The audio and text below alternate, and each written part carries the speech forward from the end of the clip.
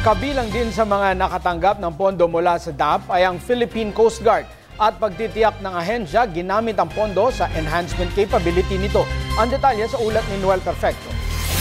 Nakatanggap rin ang Philippine Coast Guard ng pondo mula sa Disbursement Acceleration Program ng gobyerno at pinagmalaki nito na ito'y nagamit sa pagpapalakas pa ng kapasidad ng ahensya para sa pagtugon ng PCG sa mga nangangailangan ng tulong nila.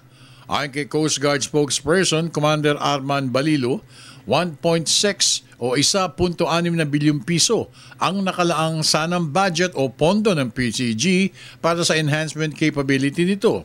Kasama na rito, ayon kay Commander Balilo, ang pagpapagawa ng mga buses, pambili ng radar at additional equipment. Niliwanag pa ni Balilo na 104 million, 104 na milyong piso ang natanggap ng Philippine Coast Guard at ito'y ginamit sa pagpaparepair o pagkukumpuni at pagsasaayos ng 3 sasakyang pandigma ng Coast Guard. Ito ay ang BRP San Juan, BRP Batangas at ang BRP Ilocos Norte. Actually, ang allotted na pondo para sa amin ay maabot ng 1.6 billion.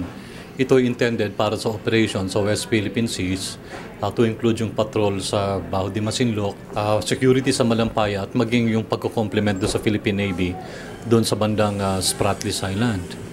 Pero ang natanggap lang po ng Philippine Coast Guard ay amounting to 148 million to cover po yung gastos doon sa pag-repair ng 3 barko, BRP San Juan, Batangas, saka BRP Ilocos Norte.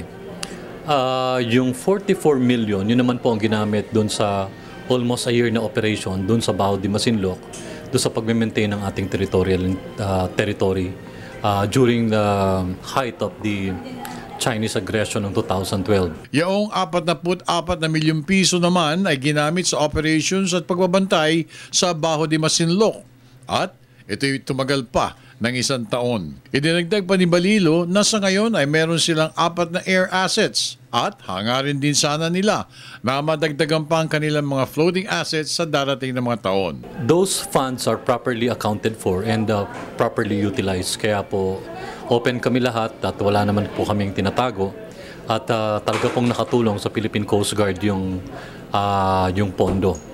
Kung natanggap pa sana namin yung fund, maaring malaki pa ang magawa nito sa Philippine Coast Guard, katulad pa ng pag-acquire ng mga radar para sa intelligence operations, additional base dun sa Palawan at maaring additional rescue equipment pa para doon sa aming mga tao. Para sa Telebisyon ng Bayan, ako naman si Noel Perfecto.